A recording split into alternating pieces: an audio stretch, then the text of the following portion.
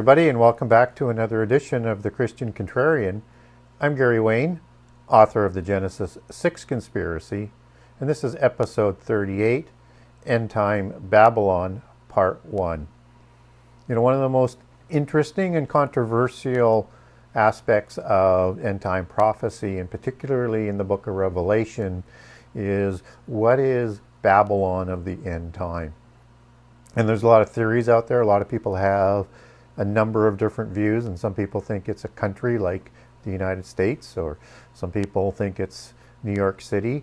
Some people think it's a political and military empire, and there's literally a lot of different sort of variations of that sort of thought process as to what end time Babylon is. So it's really important, though, that we understand as best we can what Babylon is, so that we're not easily deceived and or surprised, because prophecy tends to surprise people, and so we need to prepare ourselves to be as ready to understand the seasons and the events of end time prophecy of the fig tree generation as best as we can. And so Babylon has a lot of literal details to it that's described in Revelation 17, and a lot of allegorical words that are used to describe Babylon. And I would describe that as prophetic allegory in terms of my approach to Scripture. And prophetic allegory requires understanding prehistory on most occasions to fully understand and grasp what the allegory is. So if you're not familiar with history and prehistory within Scripture, then it makes it more difficult to understand the full meaning of end time prophecy. So as much as you can become acquainted with prehistory and history of the Bible, it's going to help you a lot in terms of understanding end time prophecy, and in this case, Babylon in particular. And so we want to be ready for how Babylon rises so that we can best testify for Jesus when it's rising, how we can best role model for people in terms of explaining to them what's happening, even if they're not quite ready to fully come over. You're planting the seeds that when they see more of the events, that they'll hear the calling and they'll awaken, and then they'll understand.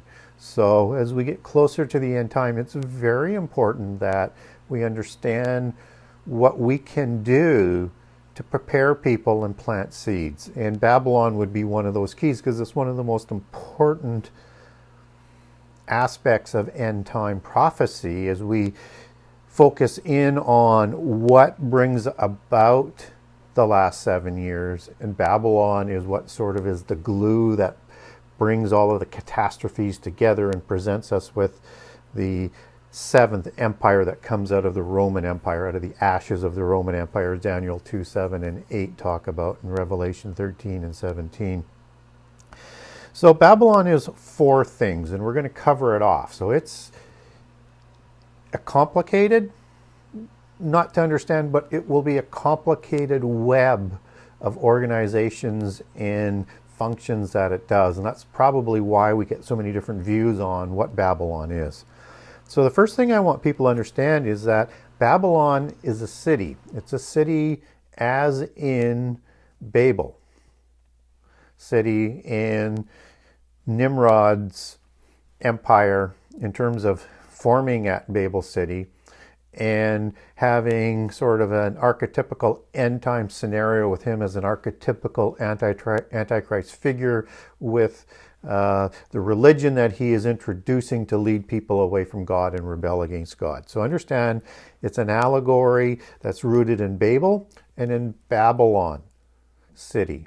Babylon as in the first of the empires that are talked about in the beast empires. So you have the metallic empires of Daniel 2, which are the four of Babylon, Persia, Greece, Rome, and then you have the end time empire, and then you have the eighth empire that Revelation 17 talks about, that Antichrist takes over at the midpoint of the last 7 years. In Daniel 7, you have those same four empires only described as beasts. And then in Daniel 8, you have the Greek Empire with Alexander, and then the four empires it splits up into, for nation states. Well, no, I guess not nation states, but empire states it splits up into after Alexander dies, which Rome is part of, and then comes out of and becomes that fourth empire, or the sixth, as I do the count properly, as Daniel 8 would reconcile the seven empires of Revelation 17.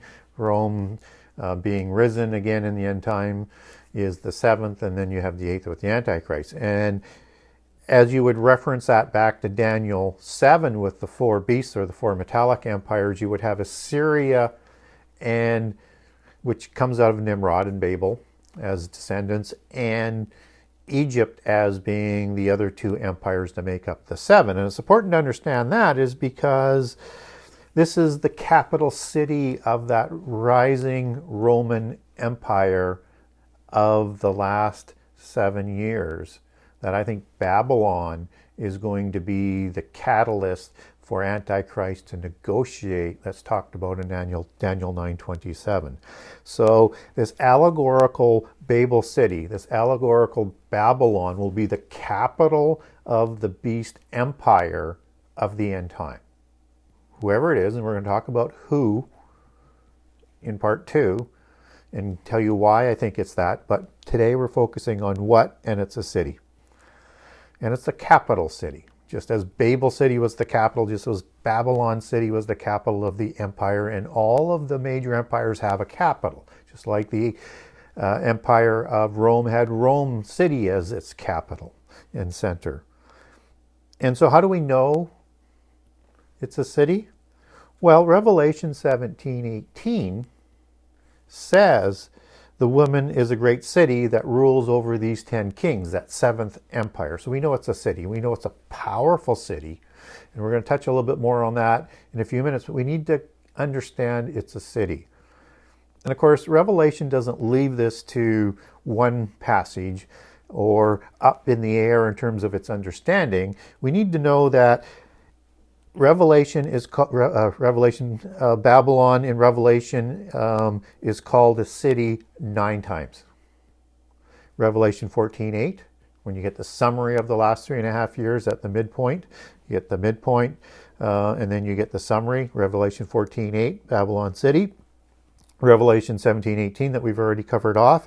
Revelation 18:10, 16, 18, 19, and 21 are the number of passages, and one of those passages is called a city twice. So it's a city.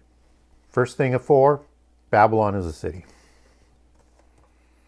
Second thing we want to talk about, and the third thing that we want to talk about, is that it is a geopolitical and commercial organization. And just as we talked about in Revelation 17, where it's a city that reigns over the kings of the earth, that's the political aspect of it. So it's going to be heavily involved in forming the seventh empire.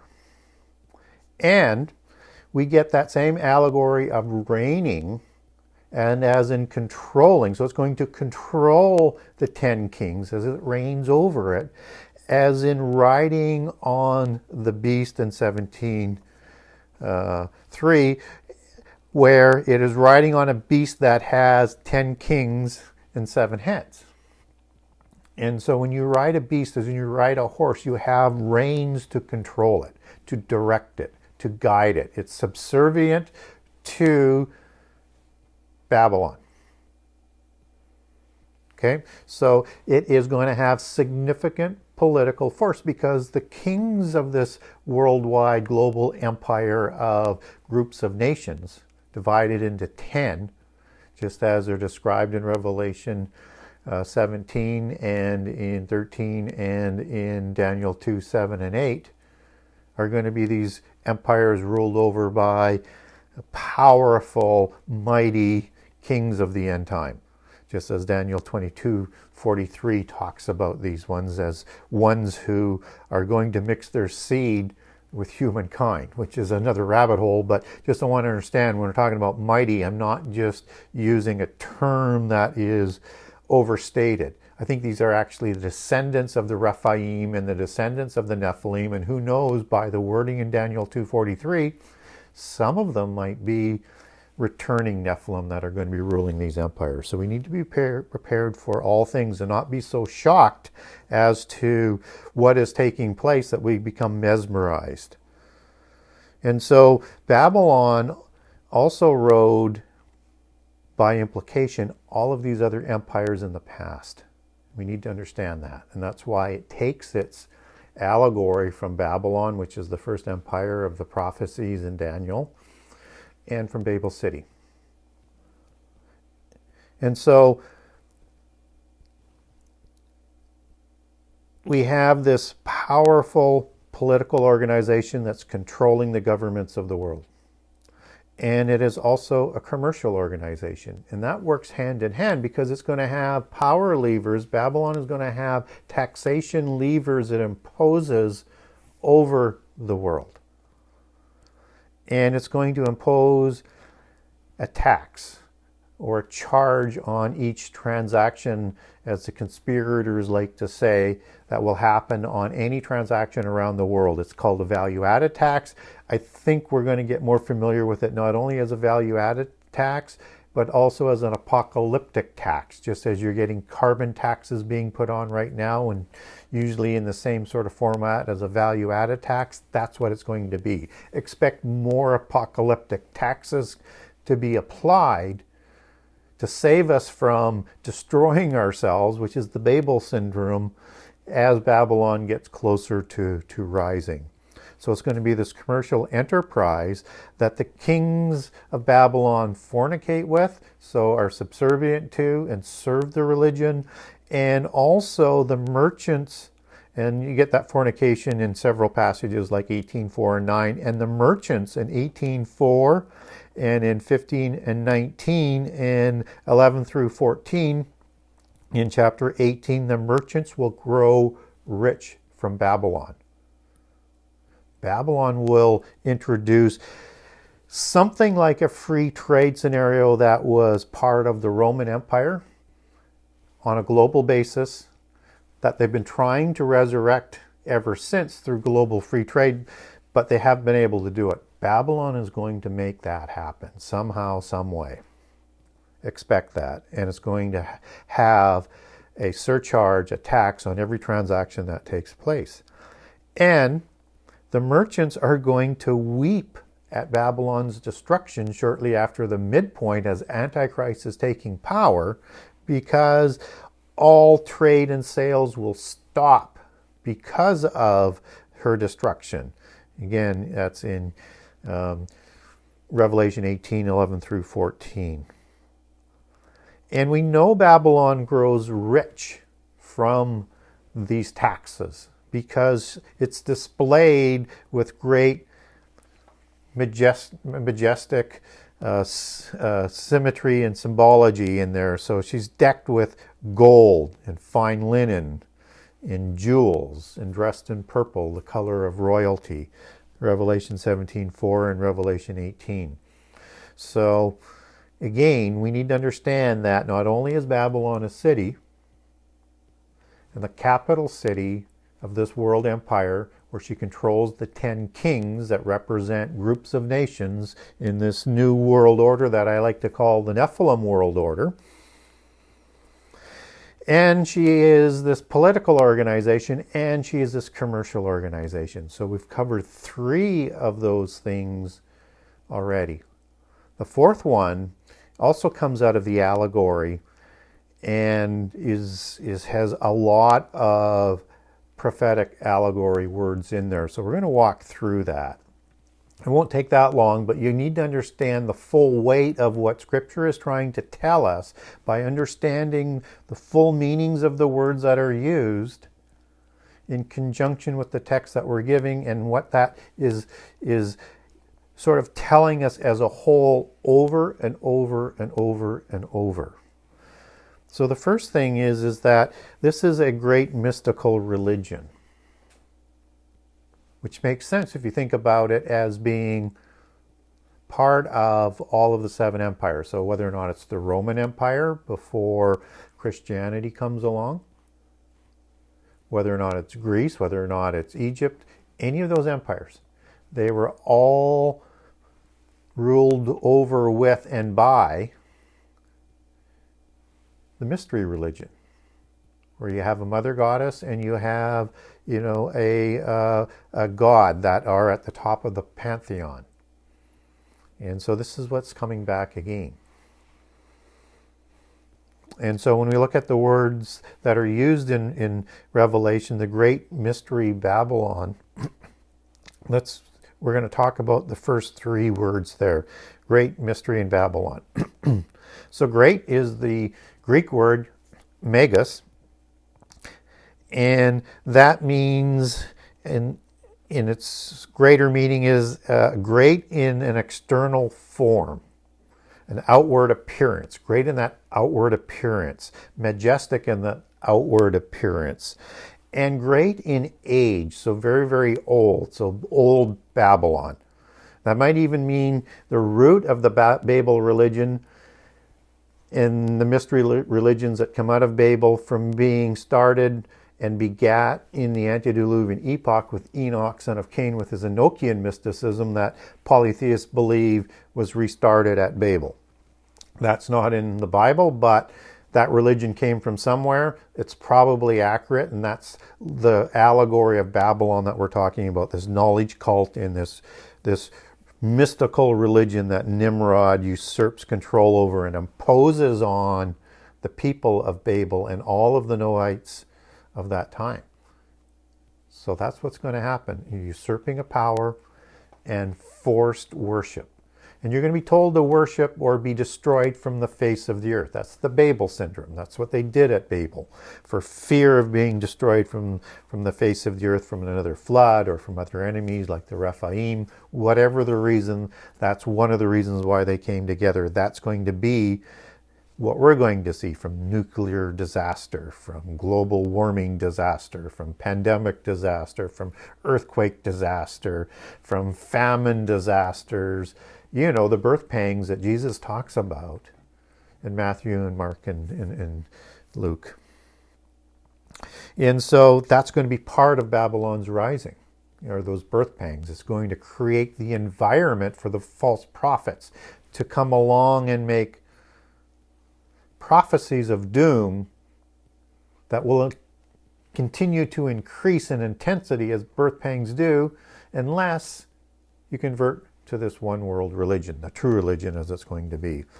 So it's going to be this great religion of the past, as what was with all of the seven empires, or the six empires before and the seventh that's coming. And mystery is the Greek word mysterion. And that means hidden things, secret things held in rituals and initiations. This is a mystical religion, the mystery religions.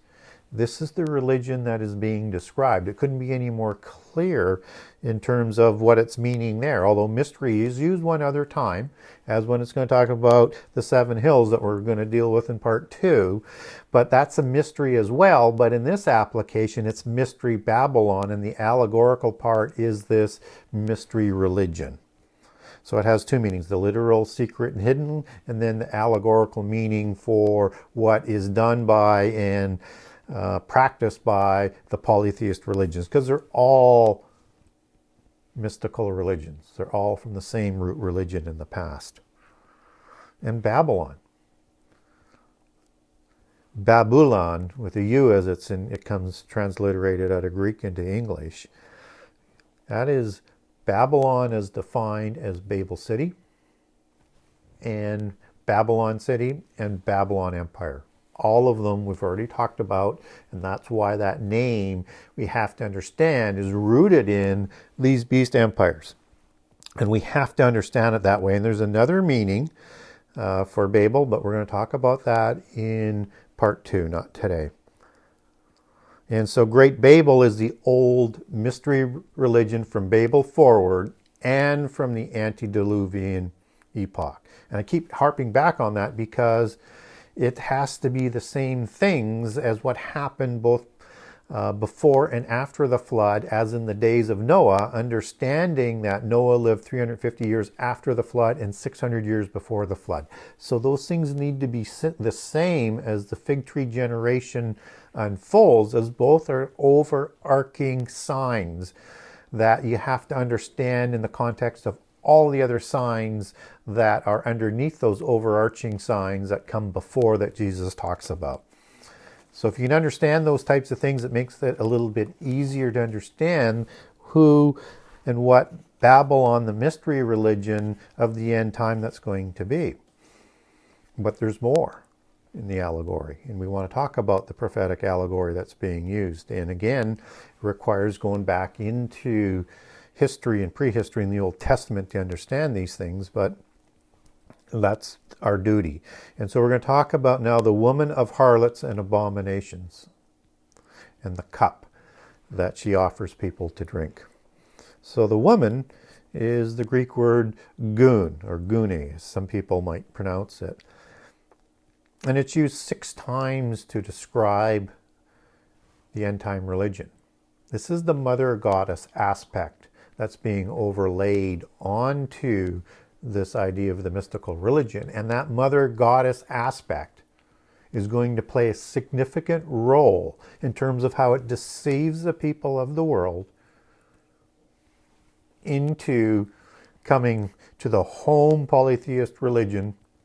They'll have different denominations around the world, and will start to break down Christianity, and will deceive Islam, and will deceive Judeans, or the Jewish people of today as well. And we know the people of Judah are going to accept Babylon because they're hoping for their Messiah to come along, who is going to be the one who has negotiated the treaty in Daniel 9:27.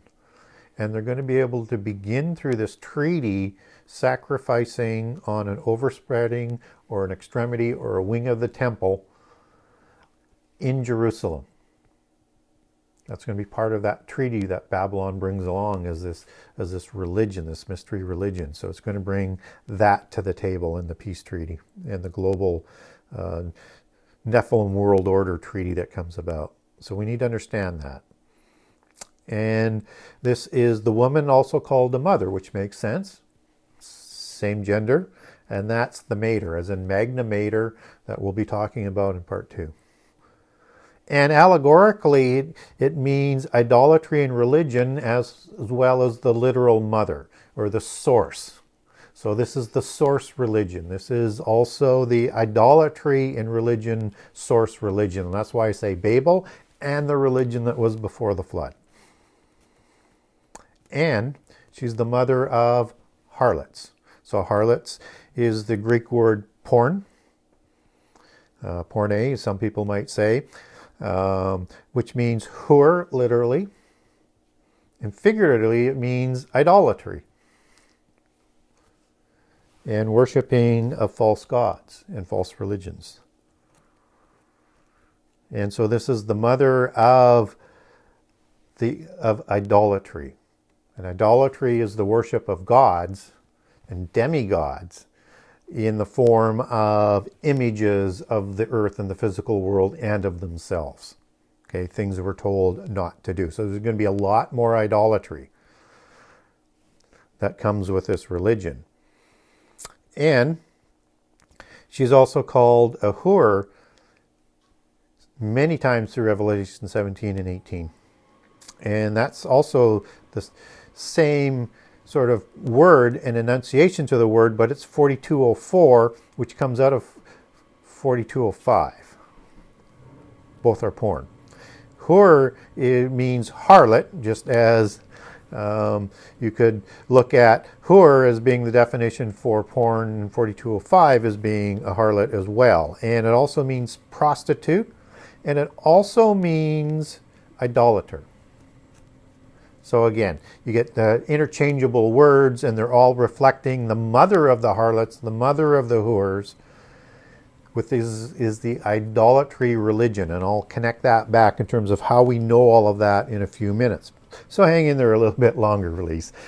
And she's the mother of harlots and abominations. An abomination means idolatry. So again, all of the words being used are there to continually underline that if you miss one, you'll catch the next one. But they never conflict with each other. They only support each other. And what's interesting about all of this is that in Zechariah 5, you have these two female angels who are taking the woman Babylon in the basket and setting it in place between heaven and earth, and set in Shinar, which is Babylon. So again, all of the Old Testament prophecies support the New Testament prophecies and back and forth. This is that ephah, that measuring basket, as in the scales in the ephah of the four horsemen of the apocalypse that are going to be used, those scales that it's talking about. So we're going to see that ephah of Babylon come in conjunction with the four horses and the rise of Babylon just before the last 7 years. And the woman is holding a cup of abominations, a gold cup. And this is like a grail or a goblet type of thing, but she's the cupbearer of the empires, is the imagery. And she's the one who pours her delusions and deceptions and abominations into this cup, and she entices the kings of the earth and the people of the earth to drink from it and become drunk and maddened by it and led away from God and do the most horrible things against the laws of the omnipotent God of all things, the God of the Bible. And we know that this imagery is about a religion because it gets this defined for us in Ezekiel 23, 2 through verse 44. And it's describing Aholah as Samaria and Alaholabah as Jerusalem, Samaria being the northern Israel kingdom, Jerusalem representing the southern kingdom. And they are a daughter of one mother, as talked about in the mother of harlots. And this is the daughters of Babylon. So in the Old Testament, you're going to get a lot of allegory and prophecy that talks about the daughters of Babylon. Those are the religions of the daughters of Babel that show up in all the countries and all the empires, and particularly the beast empires that are listed in Daniel 2, 7, and 8.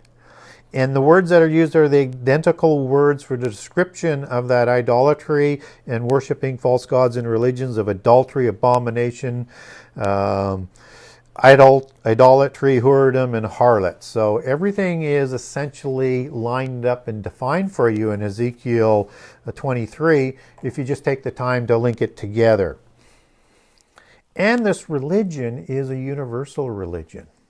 It's a global religion. It rules over the whole empire and rules the 10 kings of those empire from a great city that we'll talk about in part 2. And we know it's a global religion because in Revelation 17:1 and 17:15, it defines it for us. So in Revelation 17:1, this great whore, this great mother of harlots, sits on many waters.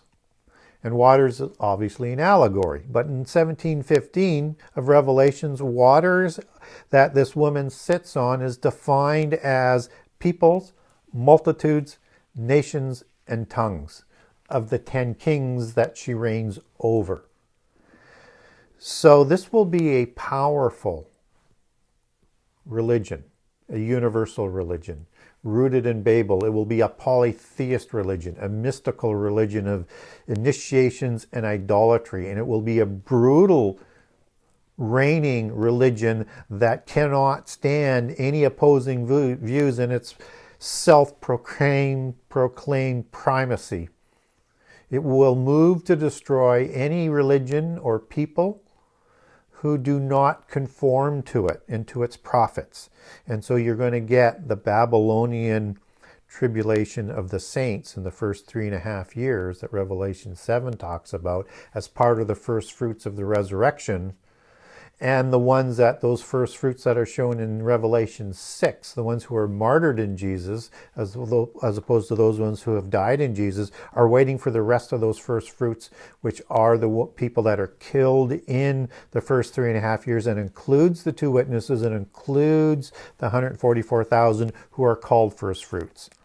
And so we are called and warned to come out of Babylon, because it is coming, it is here, it is everywhere today, and it will get stronger and stronger, and you will see this universal religion come together that will be the glue to bring about the new Nephilim world order and world government. And so the church is asked to come out of Babylon, just as Judah and Israel will come out of Babylon in the second half of the last 7 years. So hopefully you found this informational, and I think you'll find part 2 of the series will be just as informative. And until next time, may God bless everybody abundantly. Thank you.